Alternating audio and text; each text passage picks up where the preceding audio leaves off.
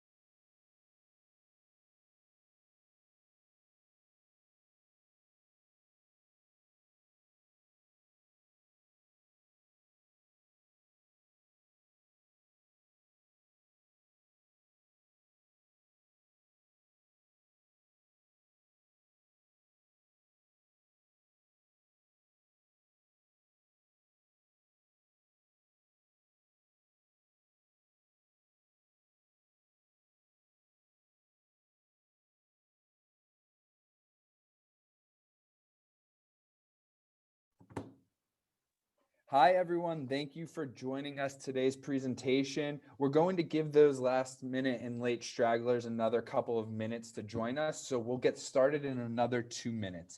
So yeah, just keep an eye out and we'll get started in a few.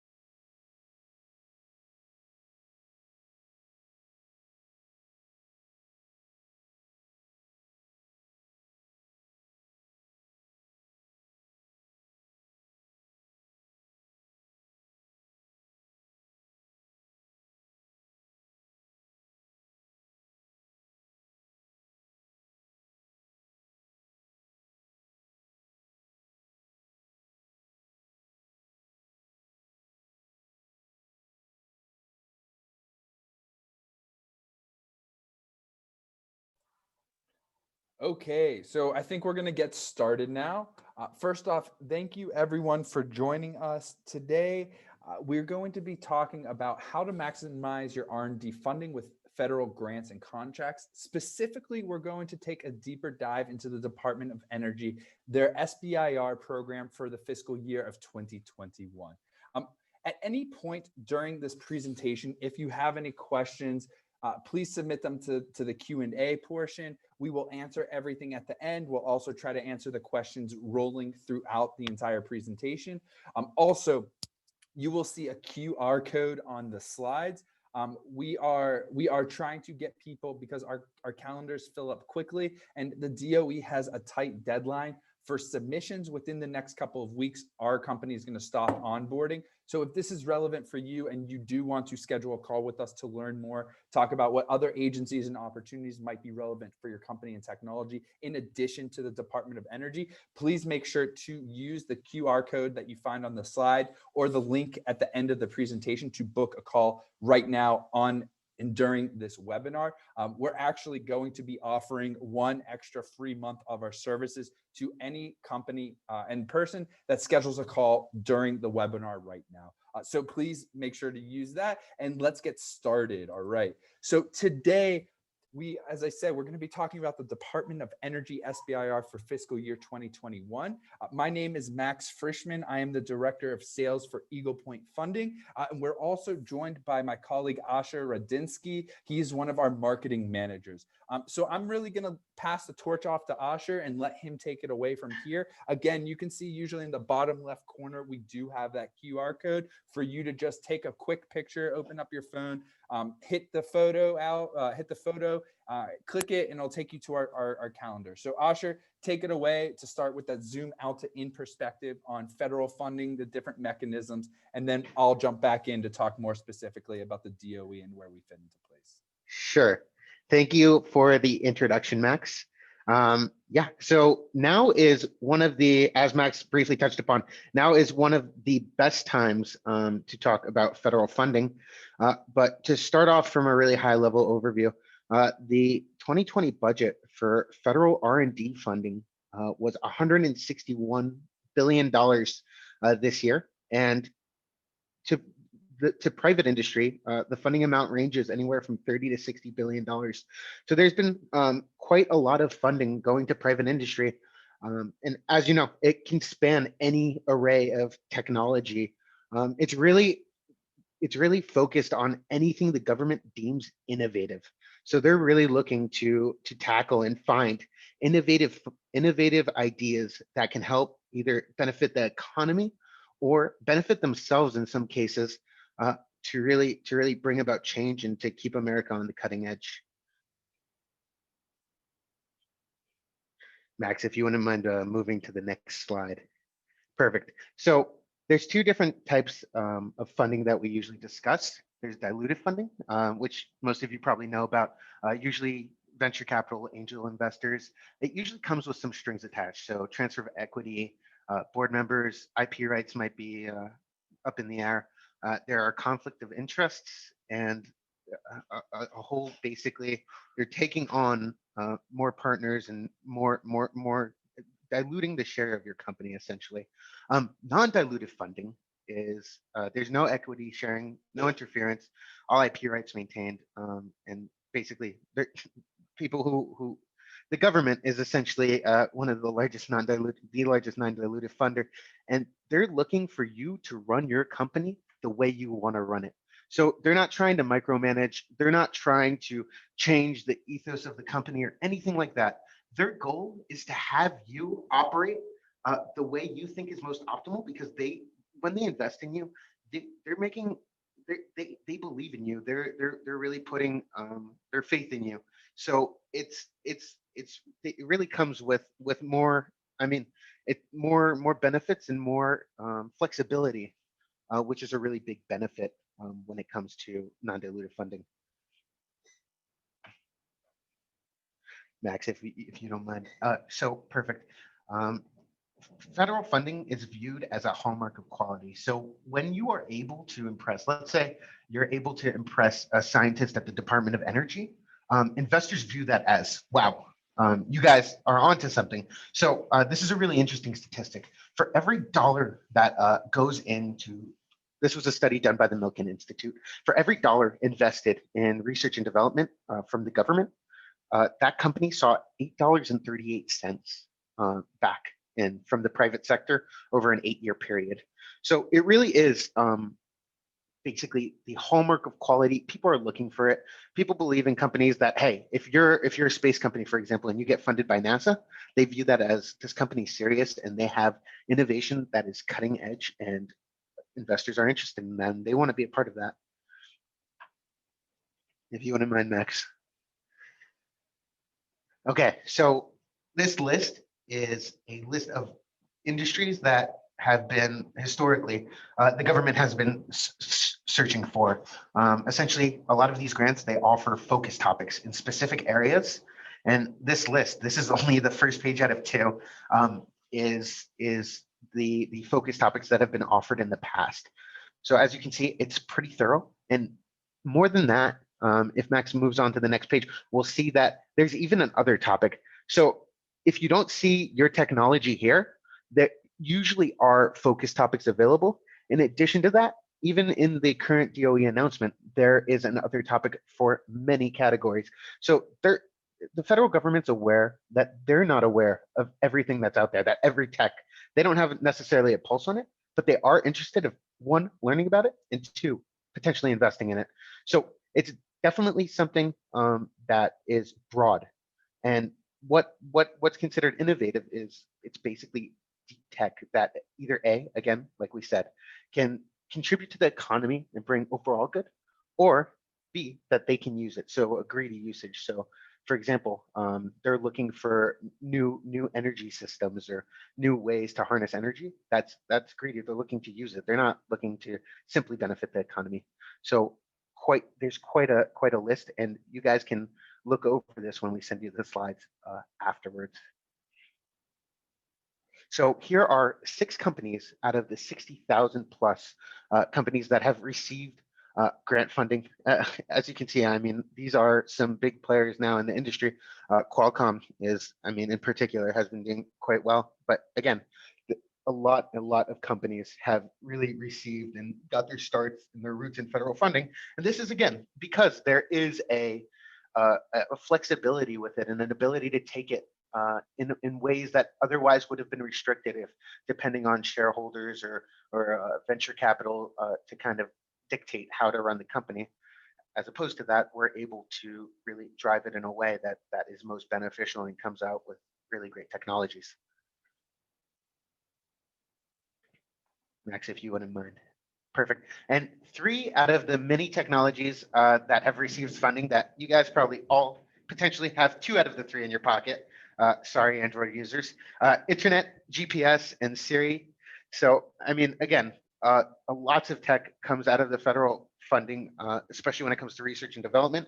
And it's important to kind of understand that this is something that can really uh, change change the structure and the way that you're able to maneuver your company. Max, if you don't mind.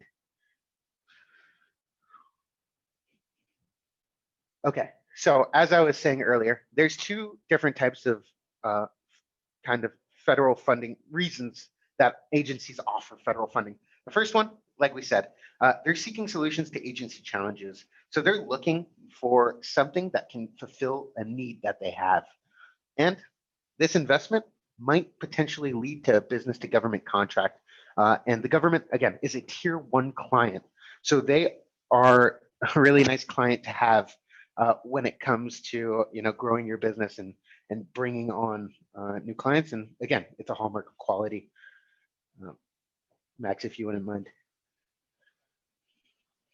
So how it works is the first thing that happens is let's take the Air Force, for example. If they're looking for a solution, so let's say they're looking for a new helmet for their pilots, they'll post an opportunity for R&D funding. So they'll say, hey guys, we're looking for a new helmet. They'll get a few proposals back. They'll see what's out there. And then based off of their proposals, maybe we'll take 2 out of 3 most promising proposals and decide to make an investment. What happens with that is that they see how you perform when it comes to the research and development. And then after that, they have the opportunity to become an early adopter or a customer. So they're really looking for it to fit a need. So that's a real, they're trying to fit the challenge. They're trying to solve something, and they know that private industry really has the ability to be quite more flexible and faster when it comes to certain innovations. So they realize that, and that's kind of why they came up with this system, because they realized that they have to turn to commercial partnering in order to bring themselves into the future, into high technology. Max, if you don't mind. The second one, as we discussed, is altruistic. So it's investment for the economy, society, or global influence. So again, this is your NSF. These are your grants that they're looking to help grow the economy. Because again, a lot of the time when they invest, they see that money come back to them in taxes anyway. So it's in the best interest of the federal government to choose companies that they think, hey, this tech will bring about change that we really want to see. Max, if you don't mind. Yeah, so as I said earlier, for the altruistic motives, it's improved quality of life, advancement of technology, job creation, and like I was saying, in capitalistic motives, they want the strong economy, and the businesses pay taxes. And then here's the fun statistic: for every dollar that they invest, they get $2.30 back. So again, they're really seeing a benefit into funding companies. The most important is that they really inspect the companies that they want to fund, because they don't want to simply fund a company and then, hey, nothing happens. They're looking for innovation, as I said earlier. If you don't mind, Max.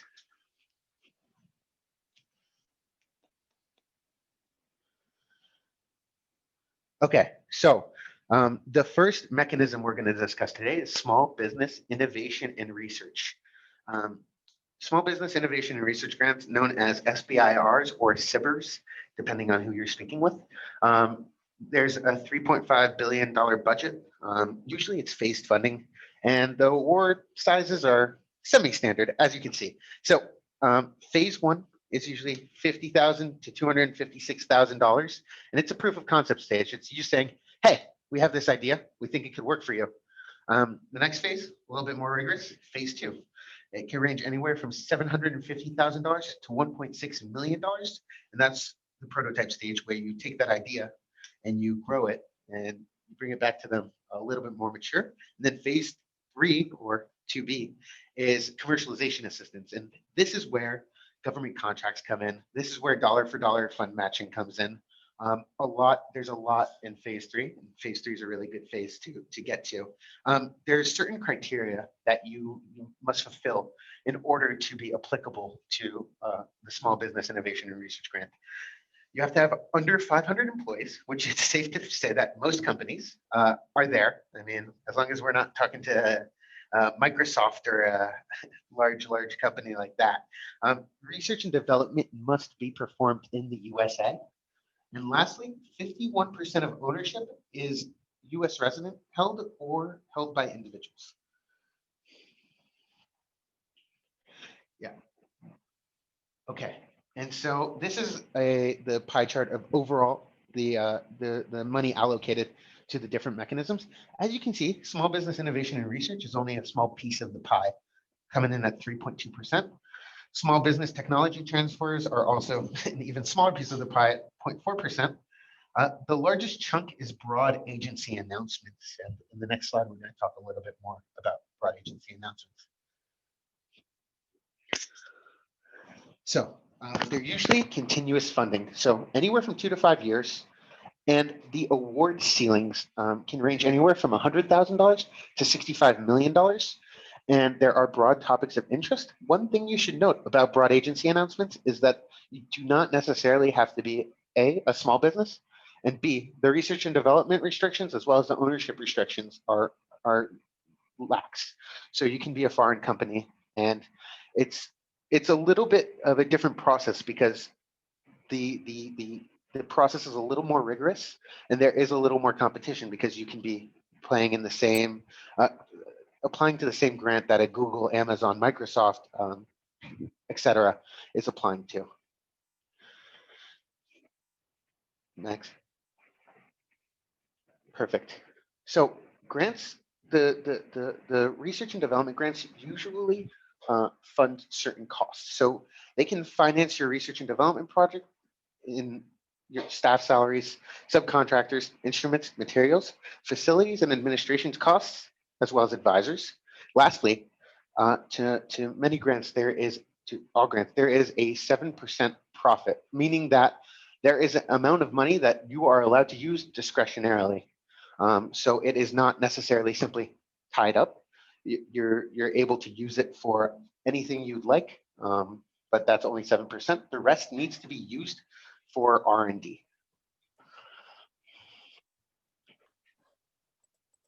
Max, if you don't mind. Awesome. Yeah, so Max is going to take over from here. He is our expert. He's the director of sales, but he is our expert when it comes to the Department of Energy.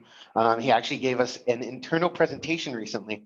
And so he will be able to answer and really give you a deep dive into this topic.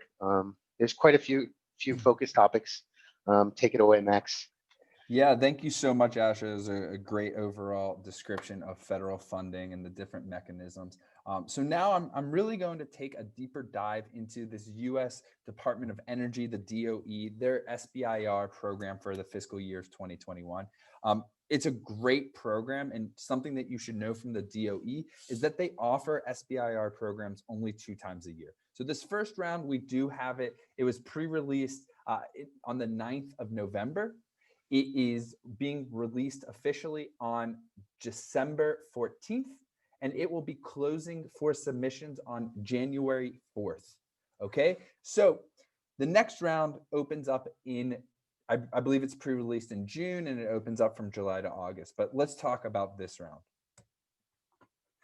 Who's participating in this DoE? You can see there's 9 different offices within the Department of Energy that is going to be participating. Overall, there's 164 different topics split throughout the 9 different offices. So you can take a look here at the different offices and probably have a pretty good idea of which office your company and technology would fall under.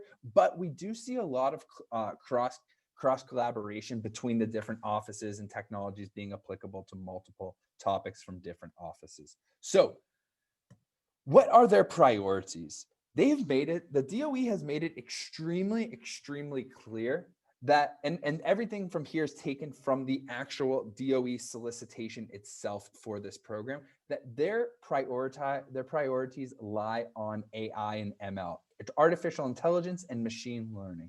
You can see, the DOE is prioritizing the use of AI and ML to advance its mission. AI and ML are important enablers for the specific topics and subtopics listed below. These are the different AI and machine learning topics from the different offices. It is not limited to these, but for the most part, these are where AI and ML is seen. Again, what we're going to be doing through this presentation, because we can't go through all 164 topics in all 9 different offices. What I've done and what Asha and I have done is we've chosen the biggest offices and topics that we have found and think that they're applicable to the most people joining this webinar. If you do not see something that's relevant for you, don't fret. Let us know. We will be more than happy to dig through the entire solicitation to see what's relevant and if there's something that matches your tech. If not, the DOE is not the only place that you should be looking. But let's move on. You could have had plenty of time to read all the different AI and ML opportunities and the different offices that offer them on this screen. Let's move on to specific offices and some specific subtopics that we have seen. So the first is the Office of Cybersecurity, Energy Security, and Emergency Response. They actually only offer, I believe, these 3 topics within the office, and it's for energy systems cybersecurity. It's really everything and anything dealing with cybersecurity for contingency operations, supply chain and acquisitions, as well as enhancing organizational cybersecurity awareness. So again, super interesting that, people don't necessarily think that the DOE would be interested in cybersecurity, but just like many, you're actually not totally correct. A ton of agencies offer tons and tons of solicitations and opportunities for technologies and topics that we might not think are the most relevant for them. That's why you have to explore to see what's out there. Okay, so this is the Office of Cybersecurity, Energy Security, and Emergency Response. They have these 3 topics. Next, we have the Office of Defense Nuclear Non-Proliferation. They have 16 topics overall. 2 of the big topics that we chose to talk about are AI. You saw this on the 2 slides ago for the focus areas, but they have a cloud and high performance computing, the HPC architectures by design, as well as an other topic.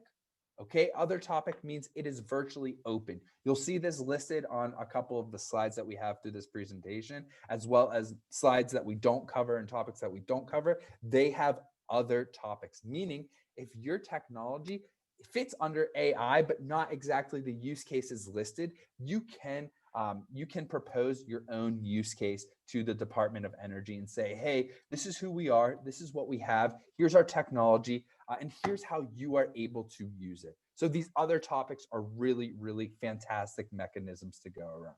But the next from the Office of Defense and Nuclear Nonproliferation that we want to talk about is surface mapping microanalyses. And that, the 3 subtopics that we found were rapid scanning and feature discrimination, the 2D and 3D surface mapping across multiple microscopy platforms, and then also, again, another topic.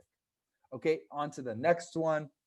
The Office of Energy Efficiency and Renewable Energy. Within this, there are 47 topics. So out of the 164, you can see about 1/4 are actually found within this Office of Energy Efficiency and Renewable Energies. The topics and subtopics that we've chose to talk about are buildings, solar technologies, vehicles, as well as a joint topic for cable materials and applications. So you can see on the screen the different subtopics within buildings. You can see within solar technologies. You can see vehicles, obviously, electric drive vehicle batteries, game-changing technologies for polymer composites, as well as the joint topic, right? They're looking for electric systems, which is they're looking specifically for generators and motors, among all the other topics that we did not cover from this office. On to the next one. Office of High Energy Physics. This one has 36 topics. So again, it's definitely up there for having a higher number of topics from one specific office. Opportunities that we wanted to highlight are radio frequency accelerator technologies, as well as high energy physics detectors and instrumentations. And you can see the different subtopics on here. But again, I want to harp on the last point where we actually have and other topics added. So again, these are fantastic. You're going to see them on the next couple slides. So if you do not fit under any of the subtopics, you can apply to in other topics. And again, don't think that just because you have to apply to on other topics, you have less of a chance at winning. It's actually not that way at all. Most agencies and opportunities don't necessarily know what they're looking for. They've defined a couple use cases that they need help with, but if you're able to come to them and identify a pain point of, the Office of High Energy Physics, or an office of, I don't know, the Army Applications Laboratory or the Air Force or NASA, you can come to them and say, hey, you don't actually have a topic. So we're applying under the other topics, but this is what we have. This is what we want to do. And here's how you could use it. So you have to paint that clear picture to them and really show how they're able to solve one of their problems using your technologies. All right, other topics, that's what it is. The next office that we're going to be talking about is the Office of Nuclear Energy. 23 different topics within this one. The ones that we're going to be talking about are advanced technologies for nuclear energy. Again, cybersecurity tech for protection of nuclear safety, security, or emergency preparedness systems, and other topics. Okay, so these were a couple, I think there were 9 offices overall, and we covered 6 of them. Again, 164 topics. We probably covered 20 to 30 of them. So there's a ton more out there, super specific opportunities, as well as the other topics that you have the ability to apply to. Again, if you saw something that was relevant for you, schedule a call with us using that QR code in the bottom. Let's jump on the call because the deadline is coming up. Our internal deadline for applying new companies to the Department of Energy, it actually is Monday, December 21st, right? So the important dates for this DOE, we saw that they were pre-released. The topics were pre-released on November 9th. The announcement is going to officially be issued on December 14th. So that is when it's going to be open for submissions. Eagle Point's internal deadline for onboarding new companies and applying them to the DOE, it is going to be Monday, December 21st. We will not accept new companies and be able to apply them to the DOE after this date. There is a letter of intent due date of January 4th. Once your LOI gets approved and you're invited for the full application, that is due on February 22nd. Okay, the full application is about a 15-page proposal. We'll talk about that on the next slide. You are then given the award notice, whether you won or not, on May 17th, and money in the bank ready to go by June 28th. So the process for this is a couple months long in terms of applying, hearing back, and getting money. There are agencies and opportunities that are a ton quicker. But again, let's just talk about the DOE and the specifics of that. So phase 0, what this LOI, the letter of intent, is, it's a 500-word abstract. Someone had asked earlier about IPs being protected. Virtually for SBIRs and broad agency announcements, 99% of the federal funding out there, your IP is protected 100%. There's no transfers. There's no anything with it. It is all yours. Super important point to touch on. So the first part of this DOE, what we work on is submitting a letter of intent. Okay, again, it's a 500-word abstract. Typically, it takes 1 to 3 weeks for an initial response. If you were rejected, you can submit again. If you were accepted, then you go on to submit the phase 1 proposal. This is a 15-page proposal that's encompassing the team, your project, budget, market, and commercialization aspects of the project. This phase 1 is for up to $200,000. Typically, it's about $200,000 per opportunity. Once you complete the phase 1, you are then able to apply to a phase 2. The phase 1 is typically around 6 to 12 months long. Once you complete it, you can apply to a phase 2. There is not an exact definition of how long the phase 2 proposal is. The phase 1, a full proposal, is 15 pages. You can guess that the phase 2 is probably about 15 pages, if not more. Again, what it encompasses is, it is the team, the project, market, a stronger emphasis emphasis on the market and the commercialization aspect of this phase 2 application. The phase 2 is up to $1.1 million. Okay.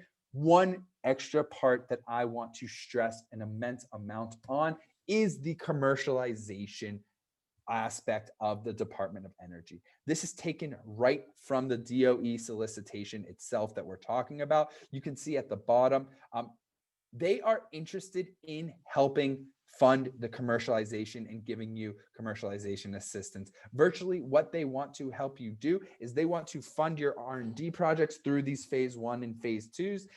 Once you're commercially viable, they have just funded your R&D because they want to be an end user of your technology. More times than not, we see it turn into a procurement contract or a business to government contract once you go to the phases, which means no, you are not giving up your IP. No, you are not transferring your IP.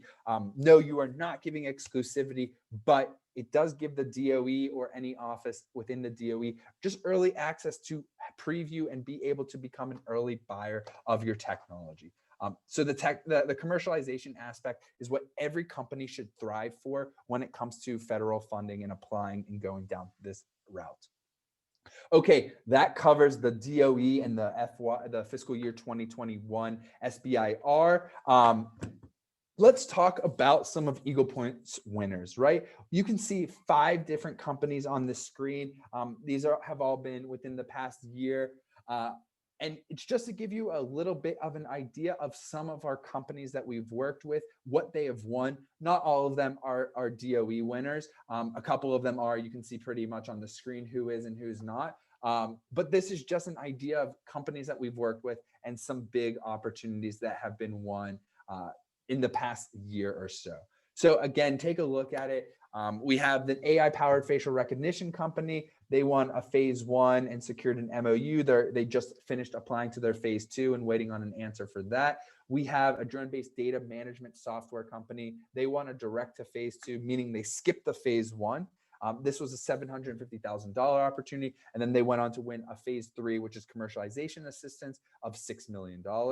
Carbon Nanotube Technology Company. This is a company that has won a ton of federal funding opportunities in the past, and we just started working with them and won them 2 different phase 1 opportunities, one from the DOE, one from the Air Force. We have just secured these phase 1s for them, and they are now going on and applying to the phase 2s for them.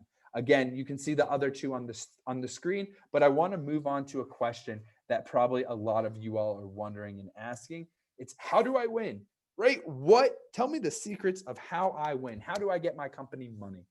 You can see 3 different things on the screen, but really it boils down to your technology. They want to only invest in the best technology out there. They don't care if your company is a 2-person startup working out of your mom's basement or if it's Google or Microsoft applying. At the end of the day, they are going to invest in the company that offers the best technology for the solicitation that they have available. Okay? But they also care about the R&D team. They want to make sure that you have people or individuals within the company that are able to accomplish the benchmarks and the roadmap that you are setting for your company throughout the entire grant. Okay. Lastly, they want to make sure that you have a commercially viable product, right? They're investing in you more times than not to be an end user of it, and they want to make sure that there's commercial viability to it. Next point is, what are Eagle Point's keys to winning? Okay. What makes us so good at doing what we're doing that we have the ability to increase your success rate when you're working with us versus you doing it alone? Well, virtually, if you do it alone, you have about an 8 to a 12 or 13% success rate per application. Through us and through our submission and through our style of working, which we call a multi-submission strategy, we take that from about 8 to 12% to about 64% overall, which means just about 2 out of 3 of our clients wins one opportunity, at least one opportunity during the time that they're engaged with us. You can see from our past couple slides of the winners, a lot of them won more than just one opportunity. But what makes us so good at doing what we're doing? Virtually, we know the system. We know how to navigate it. We know how to look through all the agencies, any acronym that you can possibly think of to find the open SBIRs, phase 1s, phase 2s, phase 3s, broad agency announcements, RFIs, RFQs, RFPs, anything that is relevant to your company, your technology, your solution, your R&D roadmap, use cases that you all have thought of and that we can also bring to the table. Okay. We then find all those agencies. I just said that. But we apply to multiple of them. We do not just work on one opportunity. We talked about such a low success rate per submission. This is why we don't work on one opportunity. The average success rate is about 8 to 12%. Our success rate per submission is about 2 to 3 times that, so right around 20 to 30%. But that is why we work on a multi-submission strategy. We apply to a minimum of 5 opportunities for each of our clients, and that brings our overall success rate to about 2 out of 3 clients winning at least one during the time that they work with us. Finally, not only do we find all the relevant agencies and opportunities, but we are grant writers. We know how to physically tell the story about your technology and paint the picture of who you all are and what you can do to the agency that we're applying to. So those are what our keys are. And a little bit more about Eagle Point. We're actually a division of FreeMind Group. FreeMind is the largest world grant consultant. Sorry, the largest grant consultant in the world that specializes in non-dilutive funding. They've been around for 20 years with $1.6 billion in awards for our clients to date, have over 600 active clients between all 4 of our companies. Again, everything is done in-house. Nothing is subcontracted out. So we have analysts, we have project managers, we have grant writers. We do everything. Eagle Point specifically works with all companies outside of the life sciences industry because our sister company deals with life sciences for the US federal funding.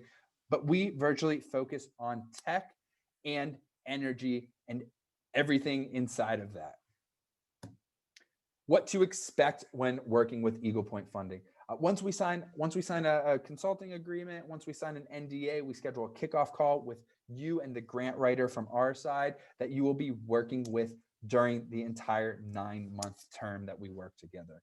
Okay, we schedule a kickoff call to get that deeper dive into your company, your tech, your history, R&D, use cases. And then we start off by building a schedule. We search of all the agencies and build together an initial schedule of these are the agencies and opportunities open for you right now.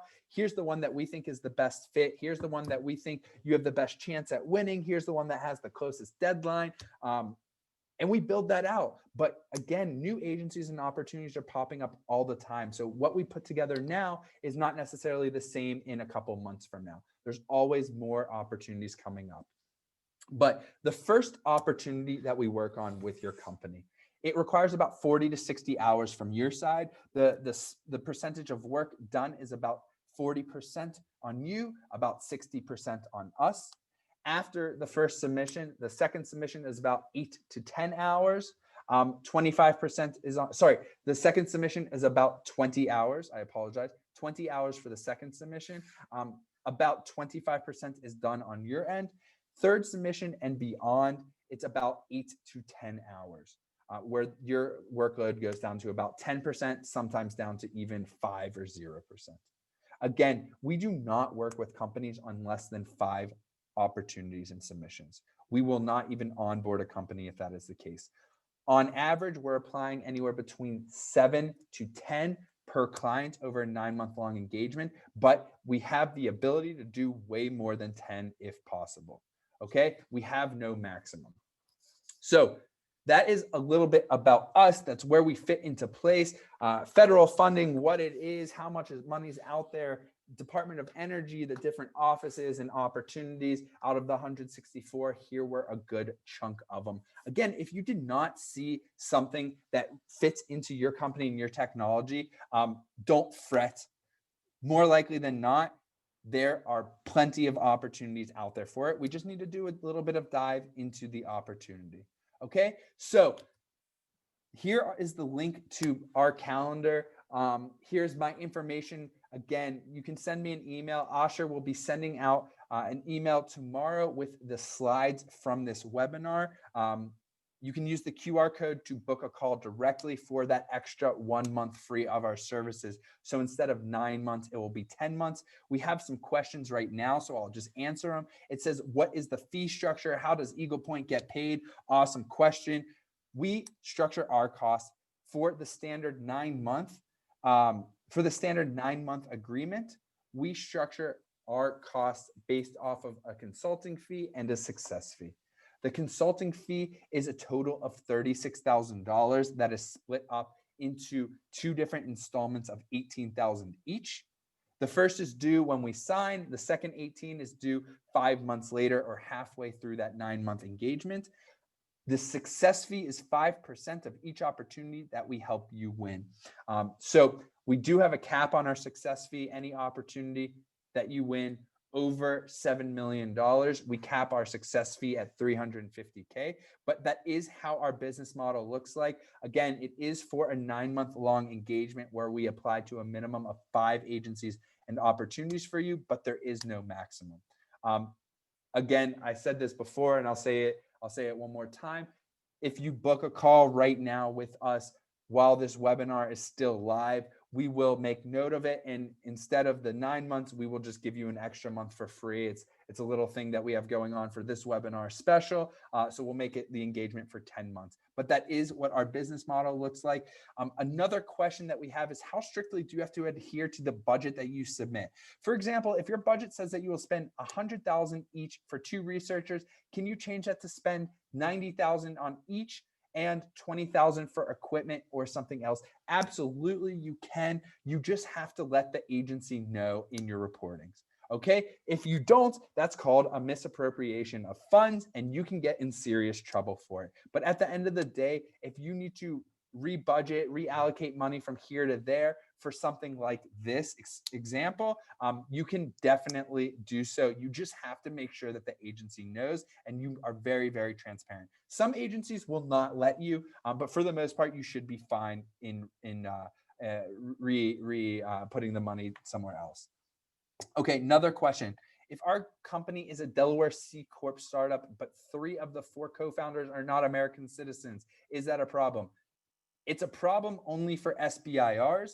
It is not for broad agency announcements, meaning you're not eligible for 3.5% because those are SBIRs. Those are only for US-owned companies, R&D being performed in the US, and under 500 employees. What you are eligible for with this specific setup is broad agency announcements, the other 96% of opportunities out there. So yes, you are eligible for funding. No, it's not 100%. It's only 96%. So I hope that answers your question. It looks like that is all the questions that we have. Again, please submit something. If you have a question, need some answers, we'll be here for another couple minutes. But thank you all for joining us. We appreciate your time. I hope that this was informational and informative to you. I hope that you learned something new. Again, if you have technology that this is relevant for, please schedule a call. We help find and write the proposals. Okay, that is our main scope of work. So the DOE, we are running on a tight deadline. In the next 2 weeks, we do need to talk this week, next week, or the week after in order to get something going. And after that, it's too late. So just so you know, that's where we're at with timing wise. Someone had asked, can you help us write our own research proposals? Well, if it's a grant proposal, yes. If it's a proposal for an academia for research, that is not a grant proposal. That is not what we do. We are grant consultants working on grant proposals. I'm not sure if that's what you were asking, but a research proposal is typically different than a grant proposal. If you just meant a grant proposal, then yes, we do help, and we are the ones physically writing the grant proposal itself. Okay, awesome. It does look like that is all the questions that we have. Thank you all for joining us. There's one more, Max. It looks like. Okay. Awesome. Do you work with nonprofits? Yes, absolutely. If your nonprofit has an R&D project that you think could get funded, we absolutely can work with you. It's nothing that will hinder you or anything like that. So yeah. Okay. Another question. I'm working on technology products to develop bioproducts. Would your life sciences unit be more appropriate? Honestly, that's such a broad definition. I am not sure. It's also such a gray area for us about what is Eagle Point and what is life sciences. So if the best answer for you is to send back a little bit brief about your company. Send us a one-pager or a pitch deck and a link to your website after Asher sends the recording and the presentation tomorrow. And we'll let you know. Maybe it is relevant for us. If it's not, we'll definitely connect you with our life sciences if it's more relevant for them. Okay, awesome. Now it looks like that was the final question. Again, thank you all for attending. I hope that this was worth your time and that you learned something new. Hopefully we will be able to talk either to myself or to Asher within the next couple of weeks. If not, and you do sign up through this calendar, it might go to one of our other team members, one of the other business development guys, or one of our other marketing managers. So don't worry, they know just about everything that Asher and I know, if not more. So you'll be in good hands with anyone that you speak to. But you do have my email at the bottom. Please feel free to email me. Feel free to use the calendar link or the QR code to book a follow-up call and learn more. So thank you all for attending. Have a great rest of the day and stay safe.